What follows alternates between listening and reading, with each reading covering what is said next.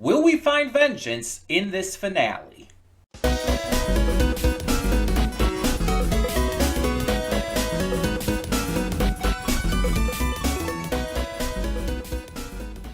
Hey everyone, welcome to Princess of Gay. I'm your host Connie, and today we are here with episodes 7 and 8 of Blue Eye Samurai. We are finishing this off with the final two episodes to kick off this new year. So, yeah, we are finally back with reactions. We had a couple weeks where we took off due to the holidays, but we're here again. We're ready to get this going. And I'm excited to get back into the flow of things. So, the last episode we left off on, in my opinion, not very good. Like, you could talk about how cool it was or how fun the music choices might be or whatnot. But my issue is that it felt very out of place. Not only tone-wise, but a lot of the just feats that Mizu was accomplishing felt completely unrealistic. And yeah, there are some things in this show that aren't entirely realistic. There are some things that are fictionalized to a degree in terms of how certain aspects of the culture was and whatnot. But in terms of how much a human body can take, I feel like this show has been pretty spot on with that and pretty consistent until last episode. Last episode kind of ruined that by making Mizu superhuman. And I believe the idea was brought up in the comments about, like, adrenaline being a factor in things and how, like, with a big adrenaline rush, people can, like, power through a lot of pain. And yes, that is very much a thing. But not to this degree. And I understand, again, that, dipping her foot in the bucket of ice water and stuff was meant to, like, shock the system into kind of ignoring the pain of her foot and everything.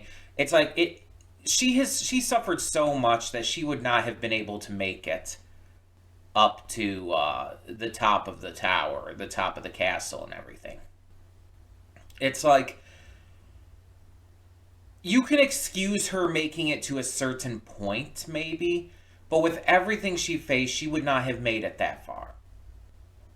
It's just not believable based on the realistic depictions of this kind of stuff that this series has showcased. And again, on top of it, the tone was just really weird. It felt almost like a parody of the rest of the series, with the music completely switching up to use, like, popular, top tracks and stuff from the past, and kind of becoming, like, just this cool, long action sequence. It just felt out of place. And I talk about on the channel plenty that one of the big things for me when it comes to shows is story and character. Or I guess two of the big things. Story and character matter most to me, because that's what a series is, based upon. Like, animation can kind of go either way. It can be good, it can be bad, but it won't ruin a series if it's, like, stilted or, static or whatnot. Voice acting, okay, a series can still be good even if the voice acting is subpar or even bad. But if you have a bad story and bad characters, that ruins a series, because everything hinges on those. They are literally the load-bearing stone of any, like, serialized story. Whether it's a TV show, a movie, a video game, a comic, if it's not episodic, if it is a serialized story, then the story and the characters are so exceptionally important that nothing can work without them. So if the story and characters are bad, it makes the entire thing bad. And you can have a show that has like a weaker story but amazing characters, or a show that has weak characters but an amazing story. But if both are bad, that's the issue. And the thing is, if this entire series had been like last episode, I would never have like watched this past like maybe episode 2. Because last episode was like so just it was bad in my eyes. The writing, like the little bits of dialogue that we had, the like just consistency of what characters could take and all. Also, the one big fucking dude, I didn't even mention him yet. It's like, okay, I can imagine him like being able to power through a lot of stuff. He seems like he's probably very tough, very hard to take down, working on a huge amount of like chutzpah, for lack of a better word, that can make him push through a lot. But I'm sorry, getting stabbed through the front of the throat, not diagonally, horizontally like that, you're not pushing through that. Like, yeah, you might not like die right away, but you're not going to be just like pulling the sword out and fighting through. No. You're gonna bleed out rather quickly, for one. And for two, like, I don't care how tough, how big you are, that's gonna fuck you up.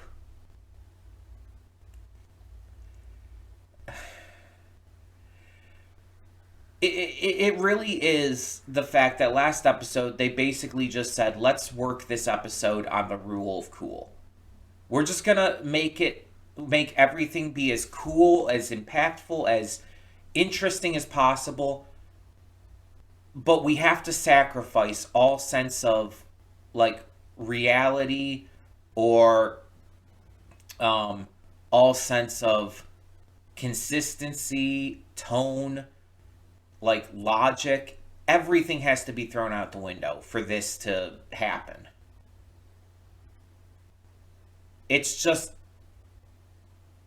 Mizu would have been dead like 5 times over getting to where she got. It's I hope that these final 2 episodes of the season bring things back to where they were for the rest of the season. The first 5 episodes, because it's like those first 5 episodes were fantastic. Episode 6, pretty bad, like actively bad in my opinion. So I'm hoping 7 and 8 bring us back to that. I'm hoping that we're able to push through and get back to what made this series great. And that's the consistency of tone, the consistency of the writing, the realistic expectations for characters getting injured, the regular score, and yeah, just that kind of stuff. We know that Mizu finally came to her senses at the end, though, and did grab Tengen and I said Tengen before, and I realized last episode that was wrong. What was his name again? Taigen. I hope she grabs Taigen and just like leaves.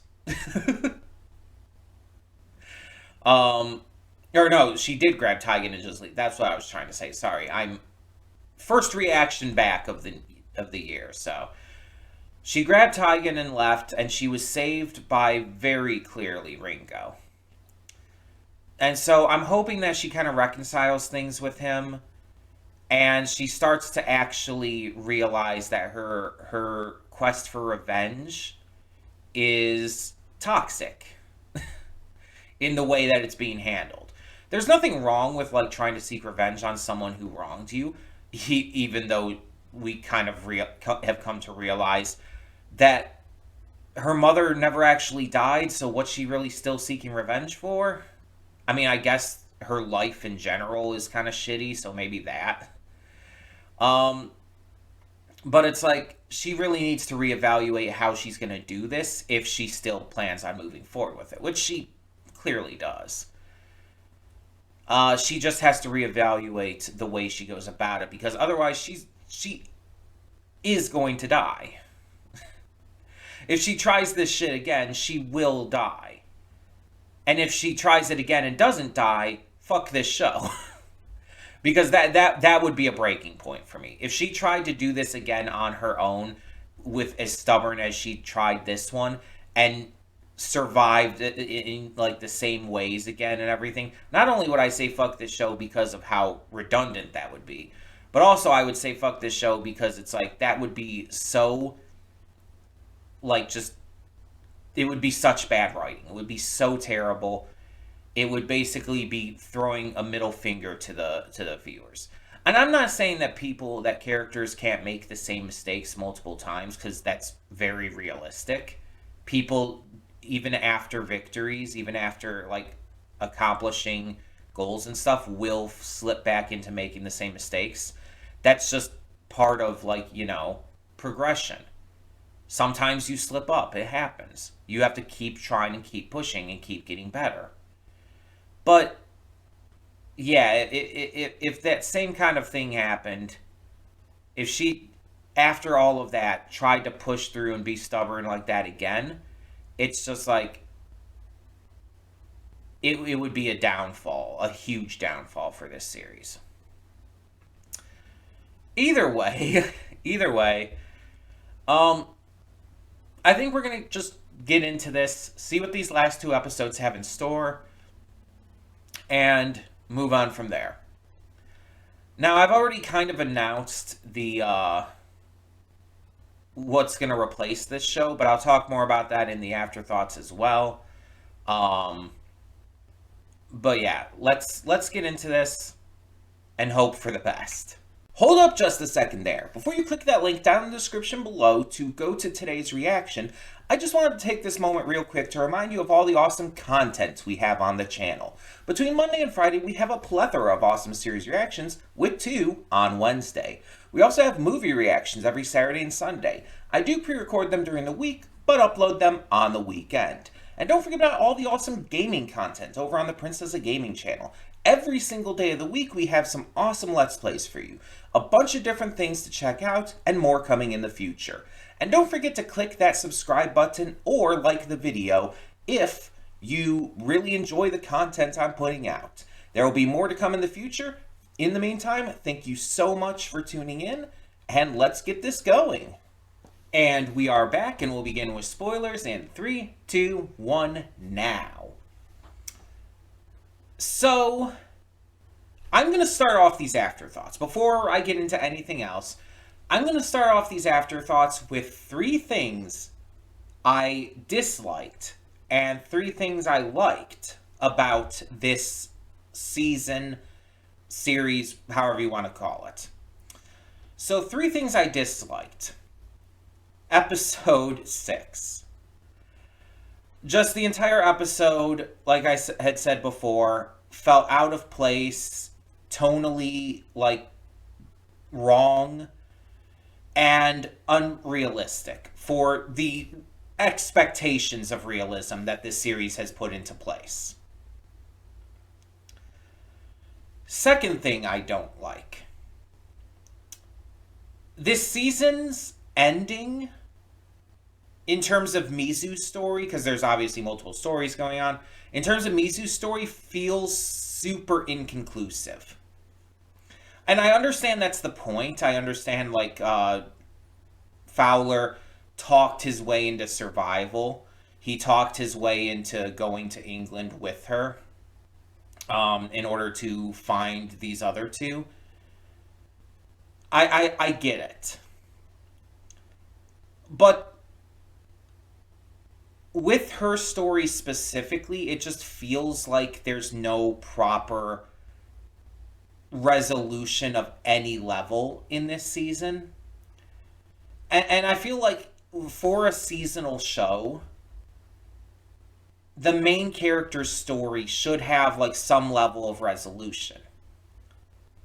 There should have been some level of like conclusiveness to this act of her story, this portion of her tale of revenge. The closest thing we got was her kind of having that symbolic rebirth. But I'll talk more about that. But I feel like her story could have been a little more conclusive. I feel like there should have been a better climax to that. I don't know. I'm not even saying that Fowler needed to die necessarily, but there just could have been a more conclusive vibe, of feeling to it. And the third thing that I dislike is just the feeling that this relies on the fact that it's going to get more. And this is something that kind of I have an issue with a lot of things. Like, unless this series was specifically picked up for multiple seasons from the start, like it's contractually guaranteed, the idea that they have this so inconclusive to a point, not just from Mizu's story, but from every story. And they leave it on such like a cliffhanger, and the fact that this season literally relies on whatever's going to happen in the future, it's like it feels like it doesn't work on its own merits. Season 2 is going to be so important to the overall quality of season 1.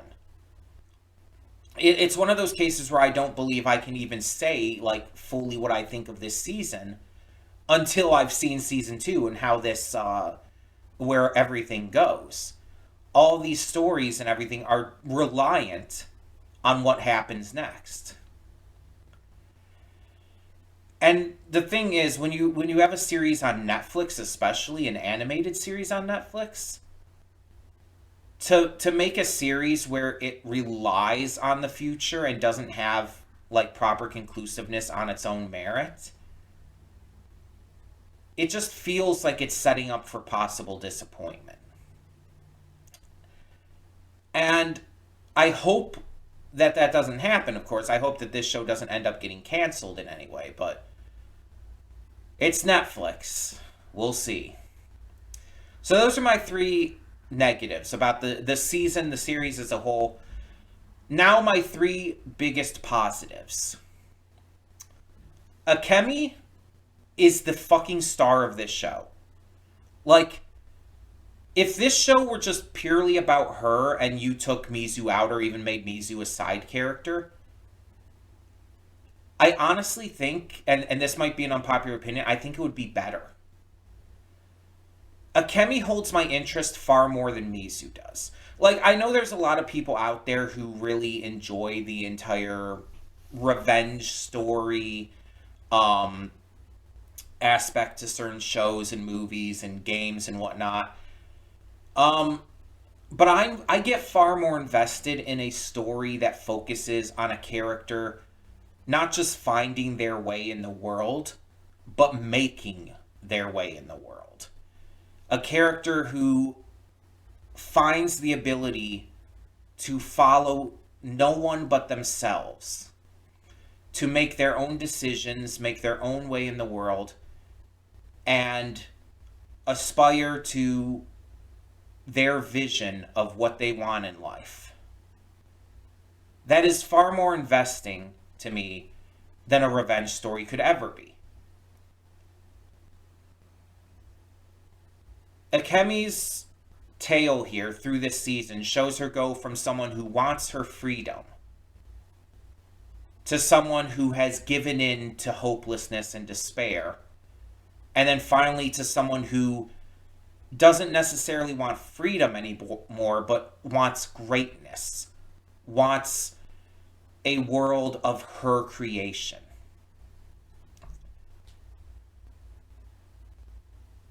Seki said that he would dream of like a Japan ruled by her. And that is absolutely the aspiration she is going by. She is 100% clinging to that idea. And as wild as it sounds, I think that might include her getting her husband to be the new shogun instead of his brother. I don't know how she'll pull that off, but I think she will. So that's the first thing I really like about this. Akemi's story is the absolute like highlight of this series above anything else. The second thing, my second of the three big things I liked about this season/series is Fowler. I talked about this in the reaction. Kenneth Branagh is phenomenal. He just is an absolute chameleon who disappears into his roles. And his role as Fowler here, just from the voice work alone, is phenomenal. He perfectly encapsulates this, not even necessarily egotistical, but this white man who has come in and has such an insane God complex that he just believes himself untouchable, even on the verge of death, even on the verge of being killed by Mizu. He's so confident, not even cocky, just confident, and is able to talk his way out of it, proving his confidence. And the way that Kenneth Branagh performs this is next level. His voice acting gets across every point, gets across every small little detail in his character and in his mindset, his personality. You understand everything through his voice alone. This could be like an audiobook with no visuals whatsoever, and you would understand his character like instantly just by hearing his voice. That's how good of a job he does. Fowler is a phenomenal villain, and I'm kind of glad he gets to continue on into season 2. Just for that alone. The third thing that I really like about this season/series is a contradiction.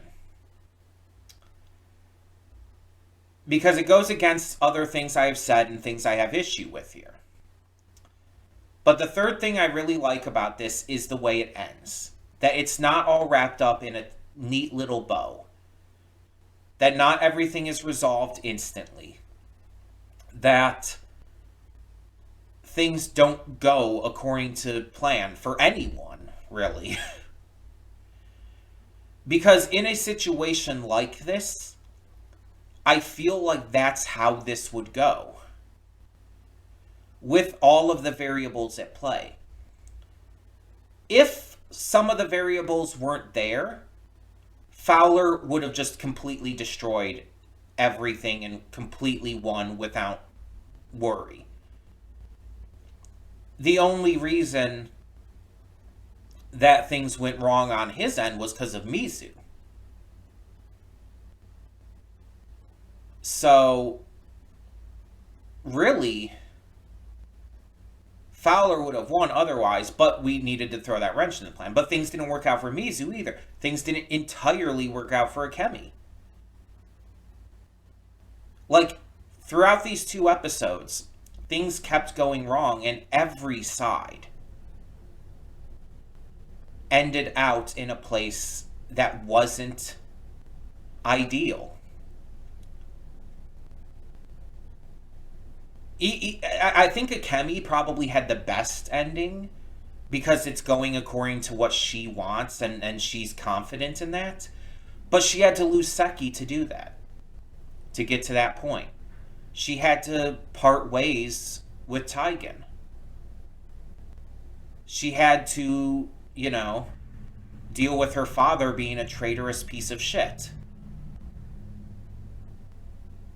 She had to do so much, lose so much to get to that point.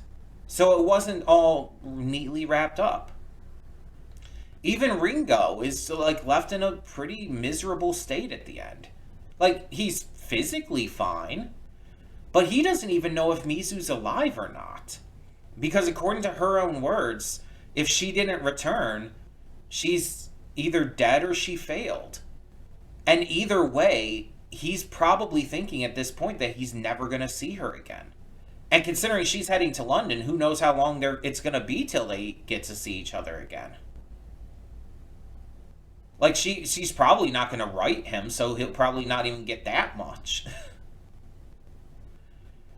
And obviously, going back to Taigen, things didn't work out with him because, like, the entire thing he was fighting for, and then even though he found a different purpose, it's like Akemi parted ways with him. Like, that's no longer her goal and everything. Mizu, who he kind of showed, like, some interest in, is also now gone. It's like, what's left for him at this point? So, I actually, despite the other things I've talked about, I actually like that this didn't end super neatly because it feels more realistic and it feels more in line with what this series has shown us up to now, minus episode 6. Everything else in this has led to that point. Not just with Taigen, but with everyone. And so it makes sense. And as much as certain aspects of that I may not like, I do like that it did end, like, in this way. That they actually had the gall to, like, say, oh, we're not going to give you, like, a super conclusive ending. So it's both a positive and a negative at the same time, in a way. But let's talk about, kind of, in a little more detail, each of these stories. So,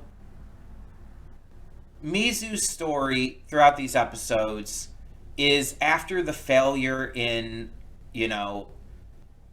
getting through Fowler's castle and trying to attack and kill him, she has to deal with her failure.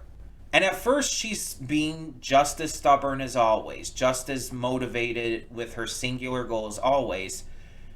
But through spending some time with Taigen, with Ringo, with her master, who I, again, did not realize was alive in the modern day. I thought that's why it was only showing him through flashbacks.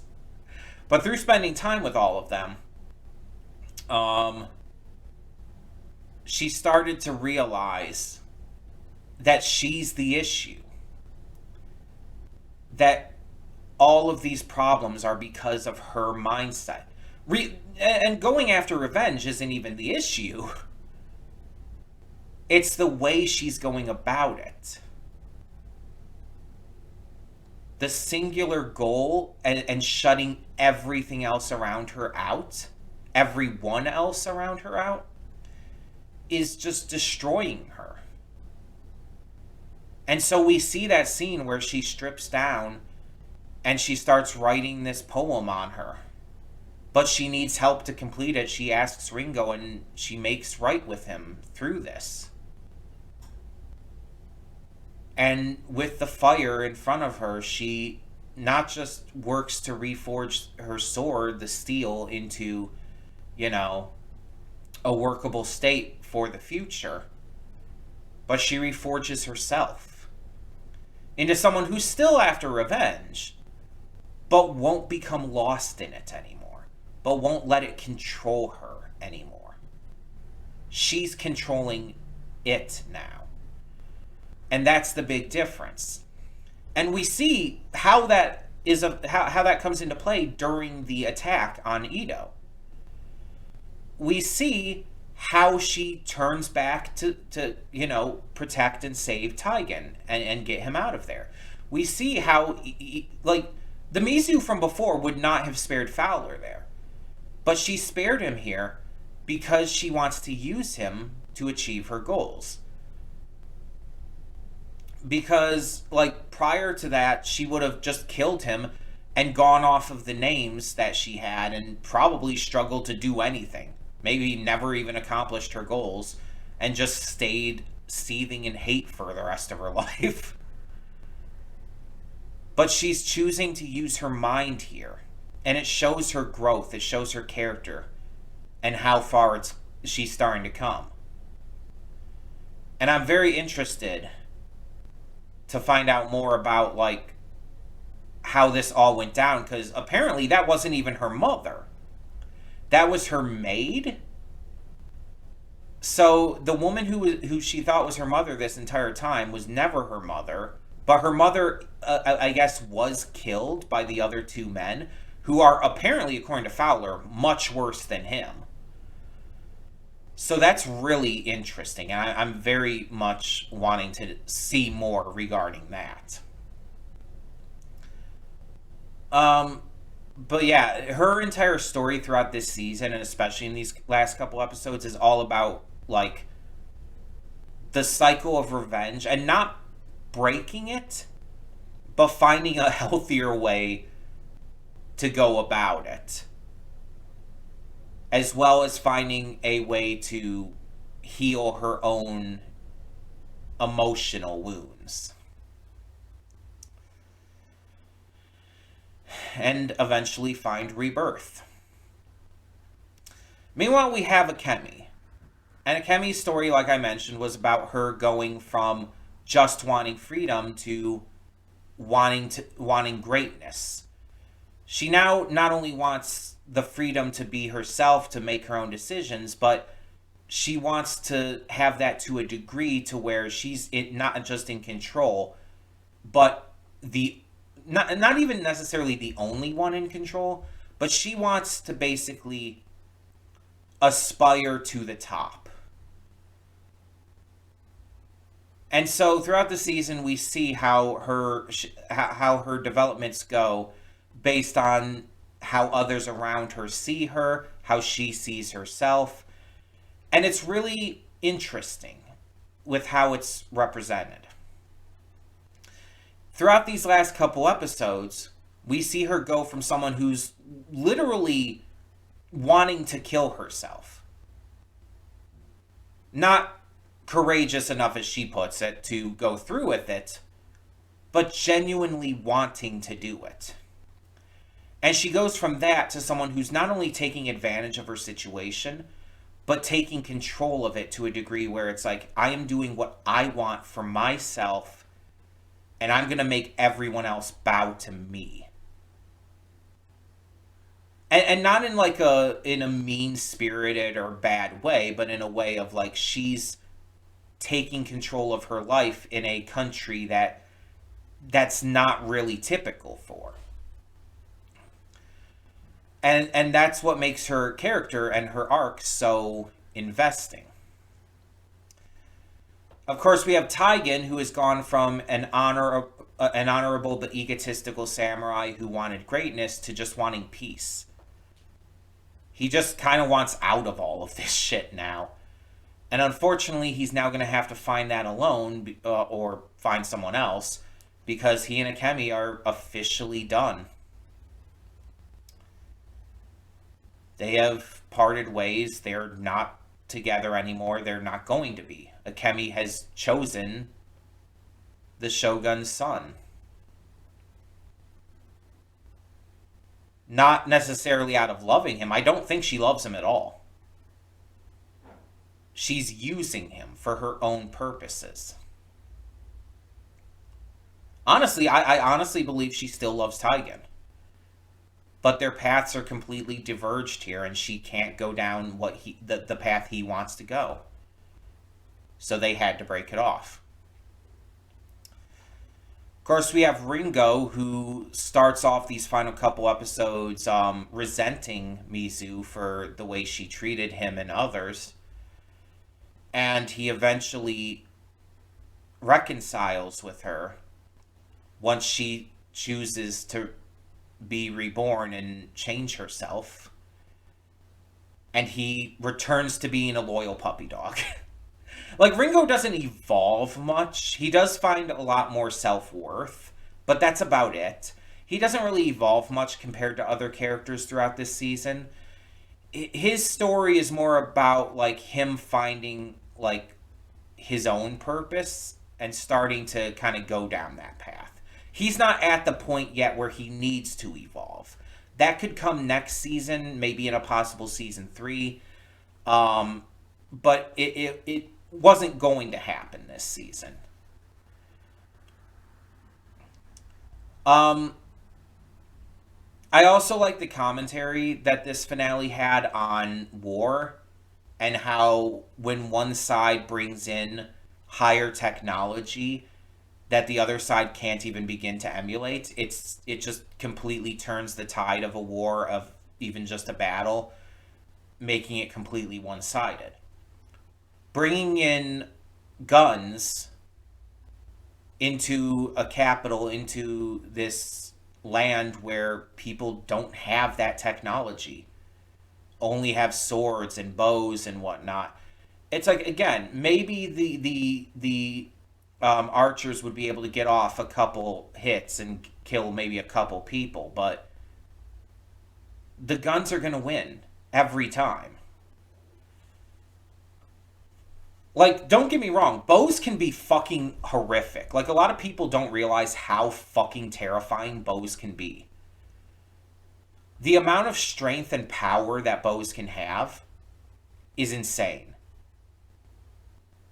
And I feel like people underestimate them. But guns are a whole different level, and they're meant to be. That's the point. Even when guns were new, they were still on a whole different level than melee weapons or bows.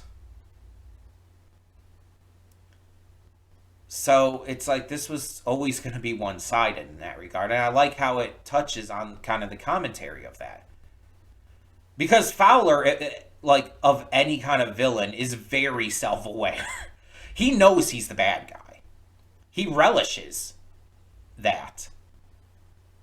But he also knows exactly why he's the bad guy. He's very smart, very well-read, and very observant.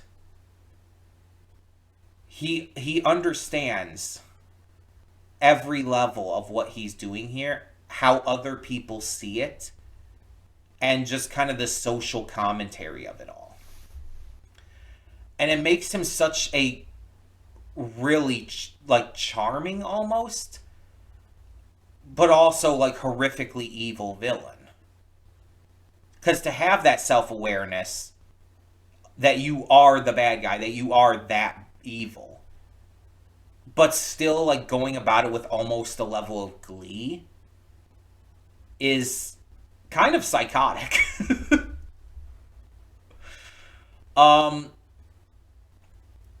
Obviously, the voice acting, the art and animation, all of that was great as always.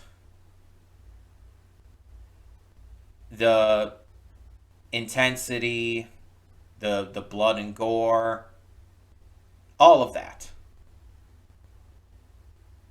So, yeah, I really... I feel like this finale surprised me in a few ways. There were some things I didn't expect, some, like, routes I didn't expect it to take. But I think I really do like where it went. Because the series does, like, have a lot of commentary regarding social status and revenge and various other things. And it keeps that throughout this series, again, except in episode 6. And allows it to really feel like the series is not just for entertainment, but trying to, like, teach people something. It's trying to tell people about, like, okay, the world is kind of a fucked up place, and in more ways than you might think. It's not just fucked up in terms of, murder and rape and torture and stuff. It's fucked up in political climates. It's fucked up in psychological ways. Stuff like that. So I really appreciate what this series did in that regard. But God, did episode 6 suck ass. Like, I'm sorry. You come back, you go from 5 episodes of, like, greatness. Really great commentary, really great story work, really great character work. And then episode 6, it's just like, okay, we're going to just add in some popular music out of nowhere. We're going to just completely break the consistency on the rules of people surviving in this world and what they can survive. We're going to make this as unbelievable, unrealistic as possible just to make it cool. Just for the sake of making it cool. But then in episode 7-8, we're going to bring it back.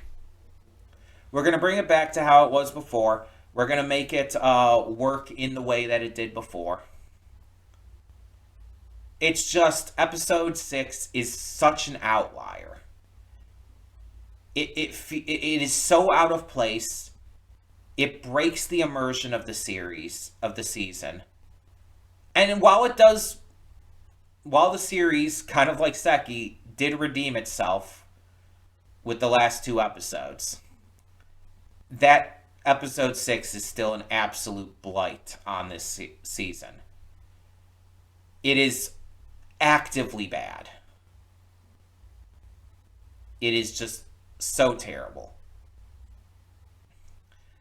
I'm really curious to find out, one thing I almost forgot to mention, how Akemi's father survived.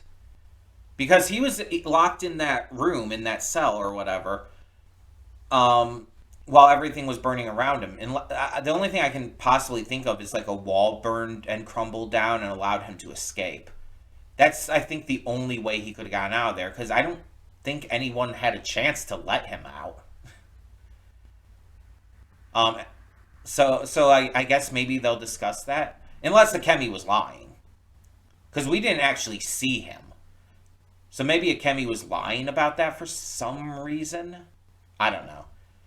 If he did escape and is just, like, horrifically injured and burned and whatnot, and Akemi's gonna, like, torture him and fuck with him after what he did, I'm good with that. It's just, I do want to know how he escaped. Just out of curiosity. Anyway, that gets us into what comes next. So you will have already seen it on the reaction screen. You'll have seen it on the schedule on there. And I've not really made this a secret. I think I've already kind of announced it on the Discord as well. But replacing Blue Eye Samurai for Fridays going forward will be Link Click the Brydon arc. And that is actually going to start today. So when you're seeing this video, if you're seeing this right when it went up, you're going to be seeing Link Click as well. If you're seeing this at a later point, you'll already have noticed that's up. For those who may not know, Link Click has become one of my favorite shows of all time. The first 2 seasons were some of the most tightly written storytelling I've seen in literally anything. Has amazing character work, so much depth, so much emotion, made me cry multiple times. And has just gotten me so invested. I've even met 2 of the voice actors, for the English dub at least. I do watch it in the original Chinese because it is a donghua. It's technically not anime; it's a donghua from China. But I have seen the dub. The dub is really good too. And I've met a couple of the voice actors. Zeno Robinson, who's also known for things like playing Hawks in My Hero Academia or Hunter in the Owl House. He plays Lu Guang in Link Click. And then Susie Young, who is also known for like Makima in Chainsaw Man, is Chao Ling. The only one who I haven't met of the main trio is Alejandro Saab, who plays Cheng Xiaoxi. He's the only one I haven't met of the main trio, and so I hope to at some point, just to round that out. Um, but yeah, I really love this show. It's one of my favorites. The Bryden arc is actually a prequel. It's not season 3. It is a prequel to the first 2 seasons. So it takes place prior to season 1. So take that into account when you go into it and everything. It is a prequel series. Season 3 is apparently going to have, I think, 24 episodes, they've said. So it's a 2-core. And it's supposed to come out this year, I believe. But I've been waiting for a long time for the Bryden arc to come out. Originally, it was supposed to come out in October, according to Crunchyroll. But it just didn't, and there was never any news about it. And then, like, I think, like, a couple days before Christmas, it's like, oh, by the way, the Bryden arc is coming on December 27th. And it's like, what? Where did that come from? That's out of nowhere. So yeah, I was always going to get to that right away. That's a priority show for me. So it just happens that with Blue Eye Samurai finishing up here, as we come back from the winter break, it's the perfect time. But I don't want to wait, because as of when you're seeing this, I already actually recorded the first episode because I couldn't wait. It was the one thing I had to record during the break because I just couldn't wait. I was too impatient. So that's why the first episode is going up today. Today, the second episode actually came out. So I'm going to be a week behind. So just keep that in mind. The episodes will be a week behind for me, but they will be going up every Friday. That is our new Friday slot. So that being said, tell me in the comments below what you thought of these final 2 episodes of Blue Eye Samurai. And for now, I'm Connie and I'm signing off. See y'all next time.